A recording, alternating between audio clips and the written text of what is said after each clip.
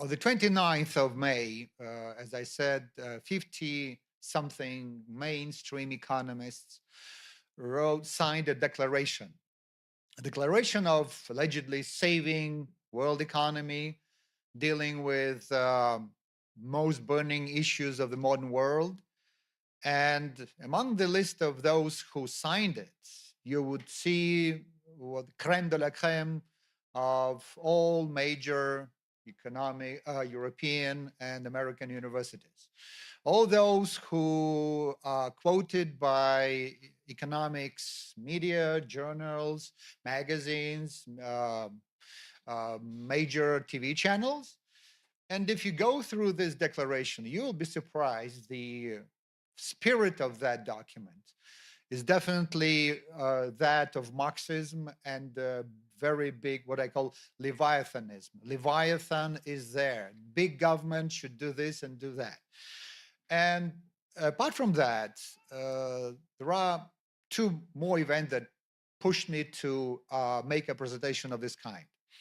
First, some of you might remember in 2008 when Queen Elizabeth at that time said that why didn't economists warn anybody about the looming financial crisis? Like the Great Depression 1929, so 2008, 2009 crisis was not forecasted, was not envisaged by mainstream economics. And for the Queen Elizabeth, that was how come? You have models, you have tools of prediction, and you did not make it visible to us. The second event was of a major caliber, but also very telling. In April, Finance and Development, this is a magazine of IMF, published a series of articles about the status of mainstream economics, crises of mainstream economics, and where should we do with that. Essentially, that's very important because if they themselves indicate that what they created is in trouble, that's a good, wonderful window of opportunity for us to join the debate and offer our own initiative. So I'll be talking about this in more detail because alongside with the economics crisis, you have many more crises around that create a lot of opportunity. There are cracks in the foundations of interventionism and Leviathan that essentially make us more and more relevant in the modern world. So we have wars, we have very weak international institutions, international law. We have big government everywhere, and I can tell you that. We get fragmentation, protectionism, and deglobalization of the world that is happening, and that's a warning of major security organizations. We have technological disruptions, and nobody knows what direction it will take. And we have, and this is a wonderful quote of Christine Lagarde in the recent Michel Camdessus lecture on the 21st of September. The global economy is facing rifts comparable to the pressures that resulted in economic nationalism and the collapse of global trade in the 1920s, and ultimately the Great Depression. And that's a very important point. Central banks and governments worldwide, G7, the G20, and you name it, have all possible tools of monetary and fiscal policy. They have all tools of regulatory policy, exchange of information. The financial crisis allegedly taught them that, well, now we know how to deal with these kind of crises and we'll not let it happen. They introduced the commercial structures too big, too important to fail at the global and national level. And so how come that after 20 years of this kind of micro and manual management, we are on the brink of the historic event of the first Great Depression of the 21st century? Didn't they see it happening? Didn't they see some signs of accumulation of this kind of tidal wave? How come? Because you see, it's like being tired doesn't happen overnight. Well, you run the first like kilometer, then you walk second, third.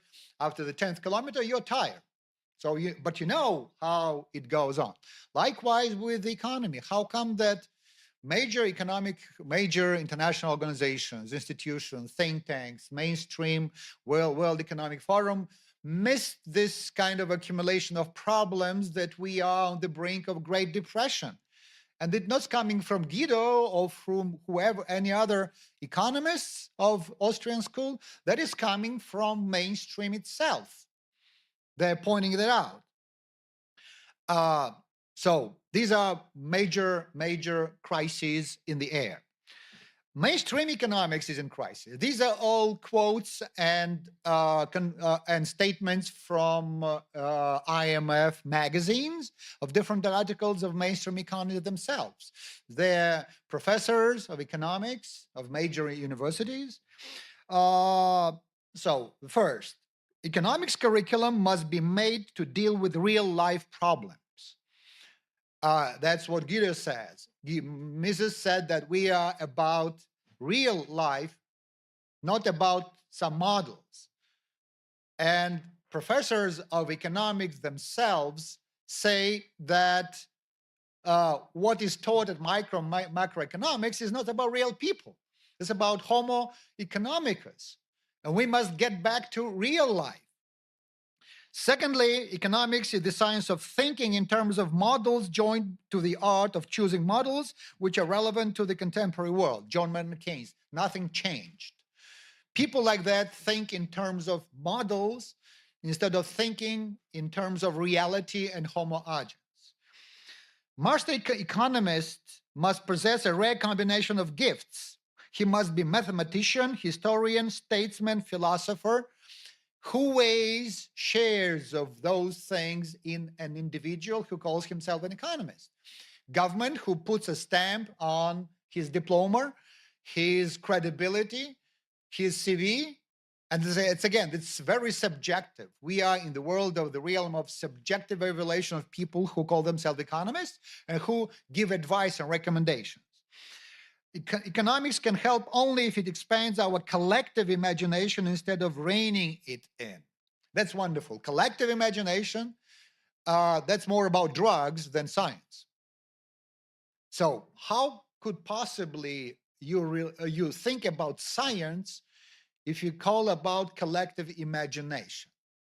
That's a new level of distorting reality, guys. It's like postmodernism. I imagine you like a bunch of losers. You imagine me like a thug.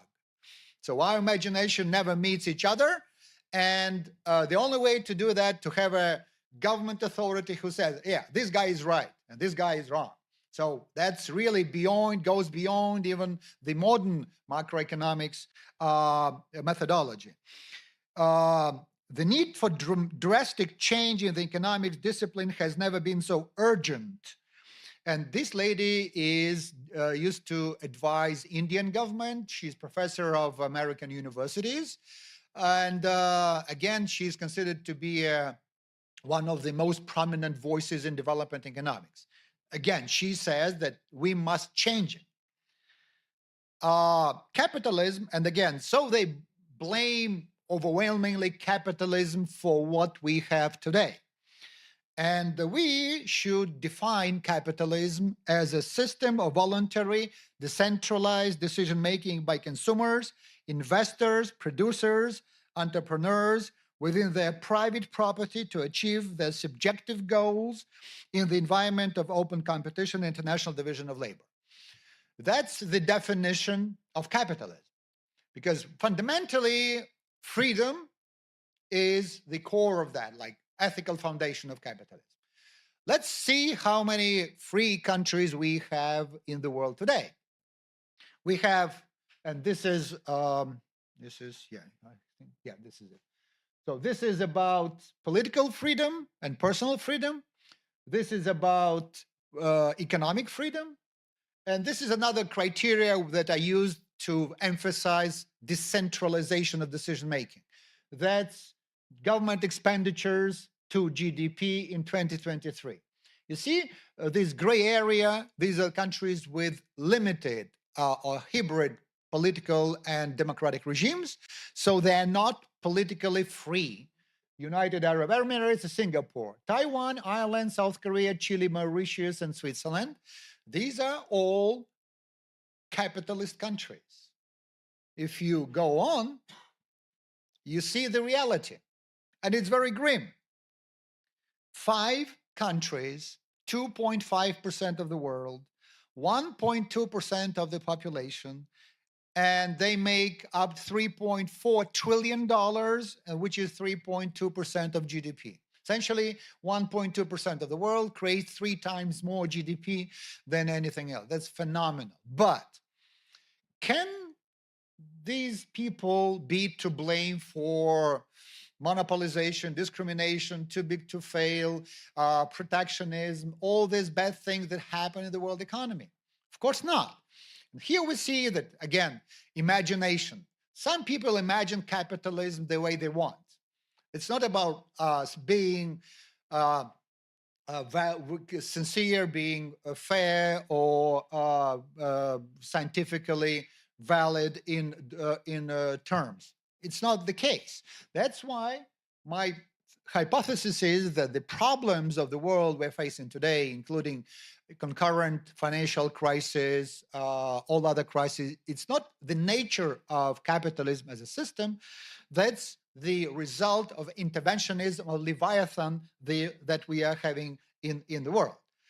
And that's a very good description of my hypothesis. If you look at the size and scope of the government from the perspective of government of expenditures of a household, Ukraine, you have USA, you have EU, Poland, and Germany, essentially Western countries and Ukraine. And you see that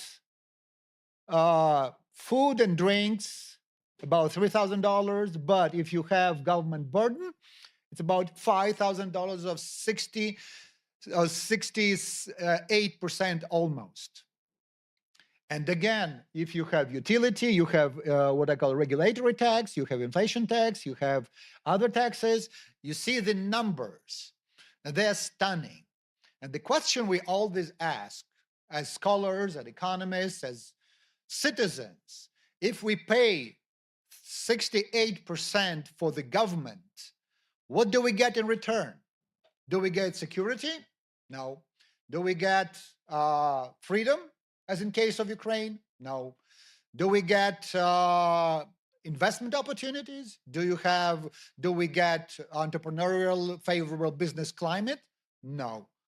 Likewise, in other countries, essentially, and the point is, if we now copy and follow the model that exists in USA or EU, we'll end up nowhere. Because unlike our country, EU and America have stronger legal institutions, better framework of conflict resolution, better system of risk management and neutralization. We don't have it. That's why we must go to basics to put a person in the center of economic policy making based on, again, Austrian economic perspective. Now, some of those people who are modern Marxists and modern servants of interventionists. This is Professor Danny Rodrik, international political economy, Harvard. Those are the people, for you to understand better, who designed our transition from centrally planned economy after the Soviet Union collapsed to free market.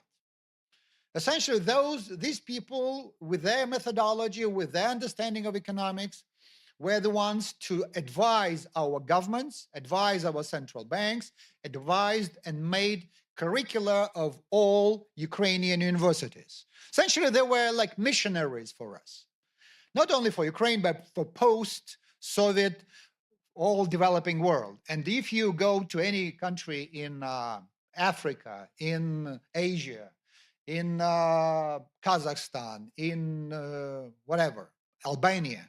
You'll see the same thing. You have the same copy. You shouldn't necessarily control every professor to tell these mantras about the government. You just impose one textbook, economics, and that's it.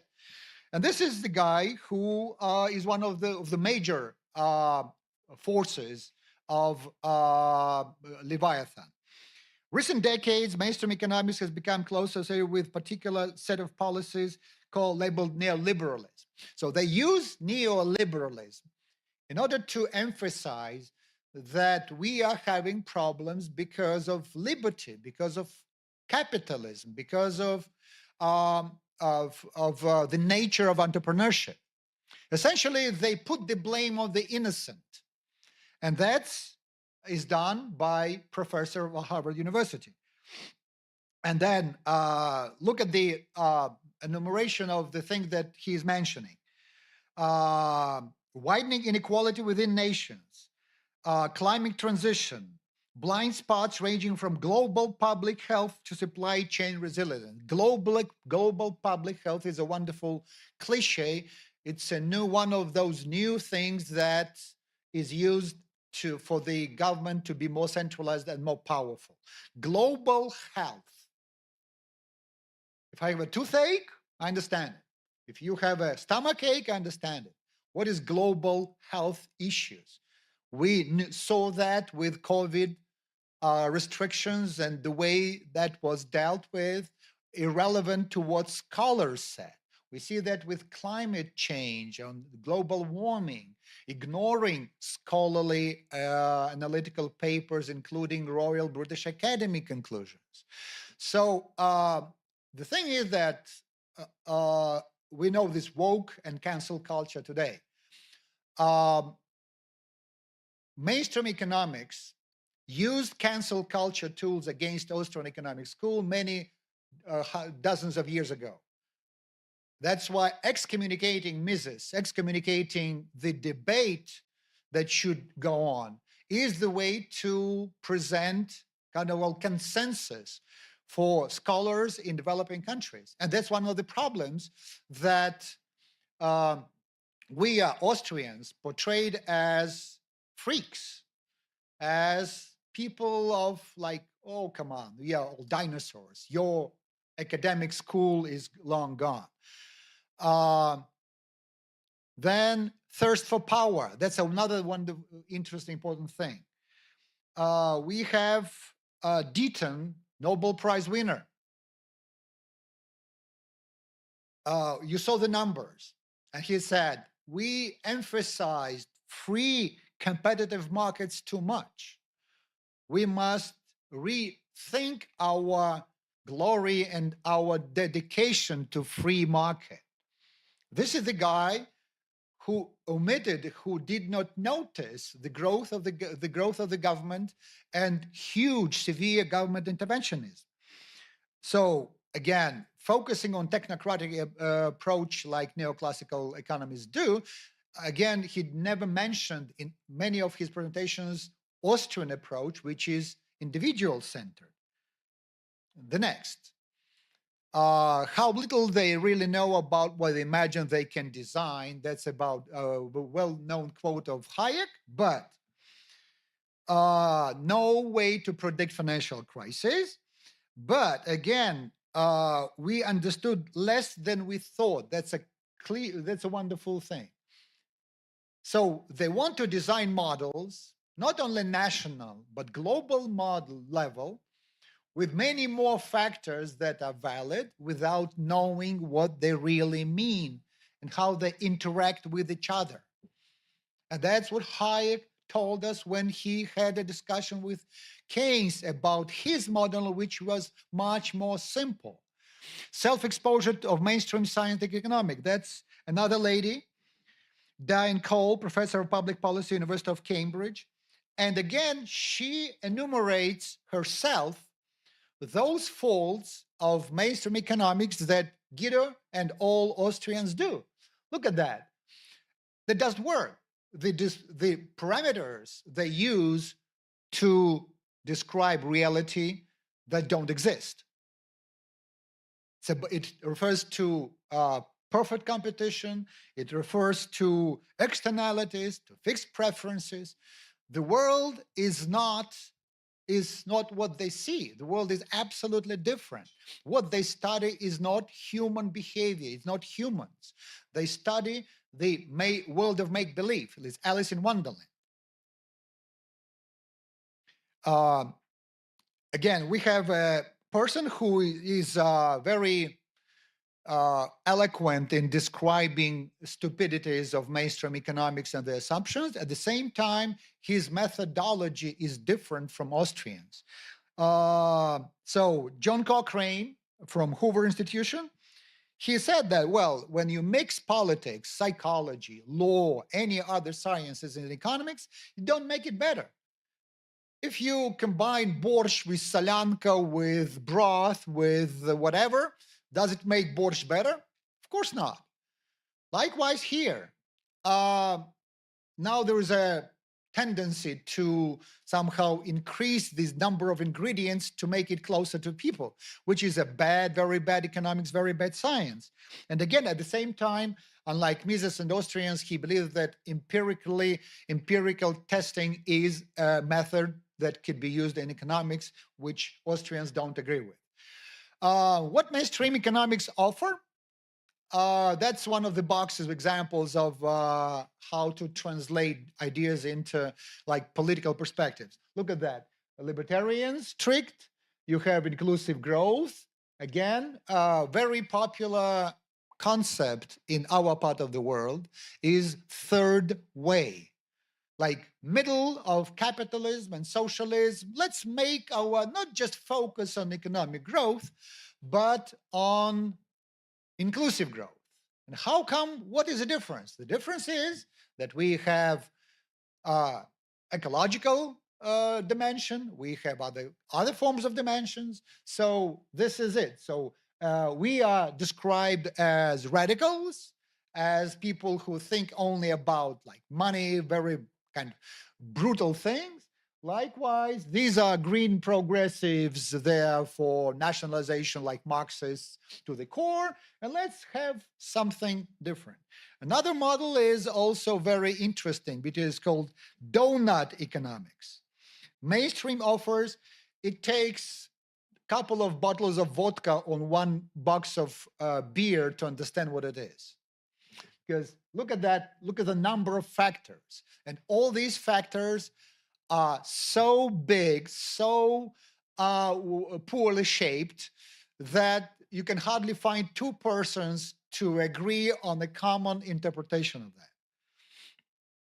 that. One of the biggest enemies of freedom in modern world today, that's my personal perception, is Mariana Mazzucato, because she discredits the word entrepreneurship in her own way to make government a big core entrepreneur. Her theory of entrepreneurship development is based on the assumption that it is only the government that, in the light of new challenges, can get different factors of capital together and make breakthrough, make missions. Either it's a mission to have electricity grid in Ukraine, a mission to have green steel, a mission to have green cars, whatever other missions we have. And that is a very dangerous thing. And look at what she said. She openly said that, essentially, if you translate it into normal language, that entrepreneurs, investors, normal SMEs are stupid to make decisions to go forward to the optimal new world. So, and again, look at this, her book was translated into 25 languages, including India, including Vietnam, including, I think, I don't know whether it was translated into Ukrainian, but there are people definitely in Ukraine who favor her views. So, Austrian Economic School, Guido said about it a lot, so I would miss that. And historical change, that is something that is very important. After the victory, we need a scientific foundation. It's not just about libertarianism. It's not about just ideology. What we need is a solid scientific background that challenges Marxism, Keynesianism in our country.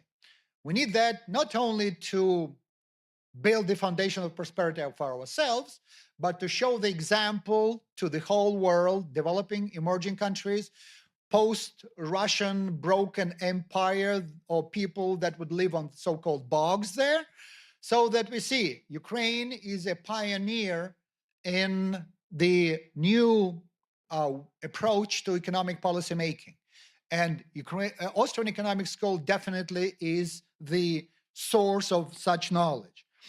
Should become the foundation. And again, this is a mission or the kind of long-term strategy that probably we should deal with. Austrian Ukrainian Economic School of Thought. If Mises was here, if Schumpeter was here, if Karl Menger was born in Galicia, well, that would be probably a tribute we should pay to our ancestors in order to create better future for our children and grandchildren. They deserve it. We must not keep them in the real of Marxism and this unimaginable, unfathomable combination of Keynesianism economics.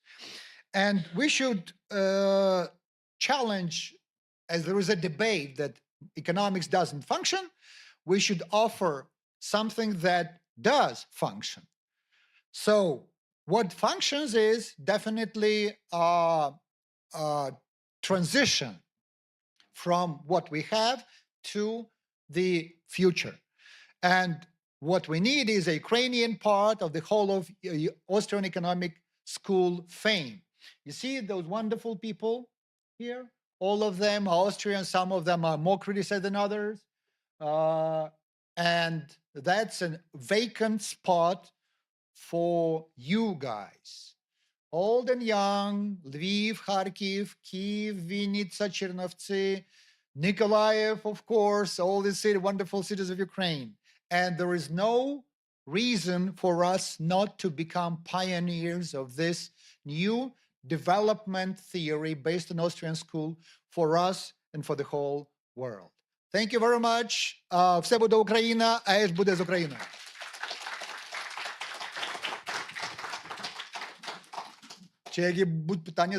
Are there any questions? You're welcome.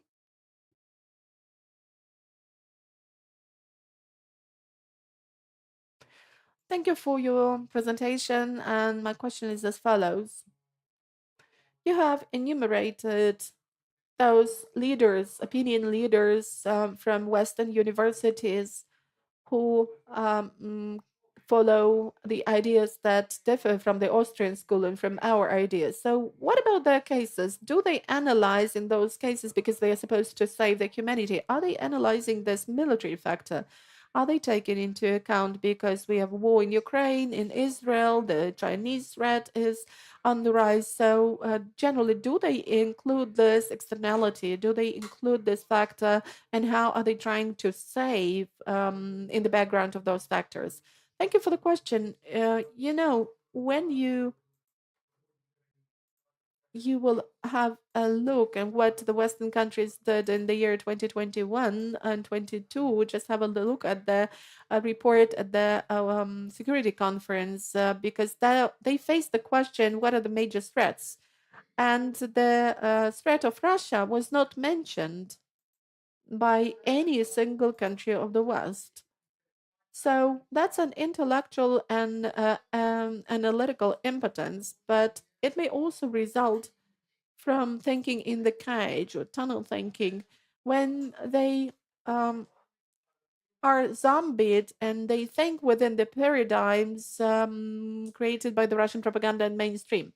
For 30 years, Russia has been actively affecting the minds, the universities, scientists, and analysts of the world. They've been having communication with them, arranging a lot of conferences. And even after they launched the war against Ukraine in 2012, just have the look at the people who participated in the conferences in Moscow, St. Petersburg. These are all those people. And we were not doing anything about that because for us it was obvious that this is the empire, barbaric empire, this is the enemy, but they were using it. It's kind of a Forrest Gump syndrome. They are naive. They think that whatever is written is true. Democracy is democracy, court is court, president is president, the way it is written. And it led them astray. So, what we need to do is to develop a powerful intellectual army to interpret it all to them and to explain why they cannot have negotiations with Russia, why we cannot be having any negotiations with Russia regarding territories. Even in our country, there are many experts who don't understand this. So we need to interpret it to the people at the monetary level, at the other dimensions, within the other dimensions, that one way to overcome the threat is just to make the Russian empire collapse, to destroy it. But remember, Mr. Bush said in Verkhovna Rada in 1991 that no, no, no. Even Margaret Thatcher said that no, the Soviet empire should stay because otherwise there will be the threat to the world. So they are not adequate in their positions. And we can trace this inadequacy in a lot of things. If you watch the reports of the Center for Security and International Cooperation, Center for Economic Policy report, OECD reports, IMF, World Bank reports, and the reports of a number of think tanks of the world that tend to give us consultations on how we are supposed to build the economy of the future during the wartime. They suggest having higher taxes, higher regulation, intervention of the state into the economy. So they generally don't understand what is happening in this country, and which is a problem because it's not only that we have weak institutions inside the country, we also have weak institutions in the West.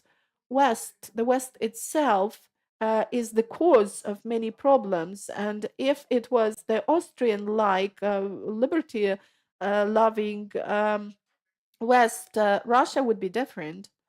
That's a very simple thing to understand.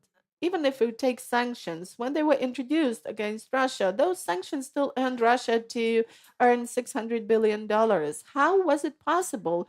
The economic pace of growth of Russia after sanctions became 3 times higher than before the sanctions.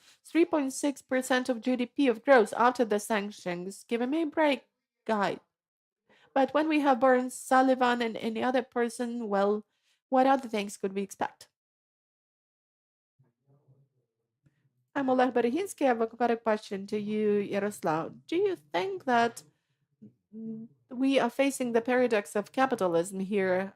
Because capitalism, as the means of achieving economic and financial performance, could reach that target, it will be destroyed because it stops being the means of attaining the objective.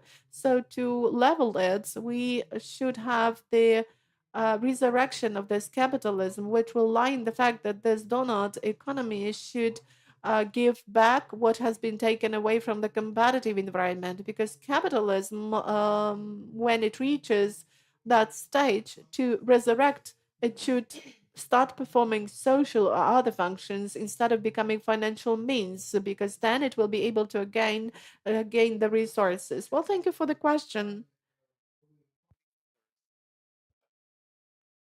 Thank you for your question. When the American founding fathers made the Constitution, they didn't think that the local authorities would delegate their powers to the regional level so that state expenditures grow to the level of 40% of GDP.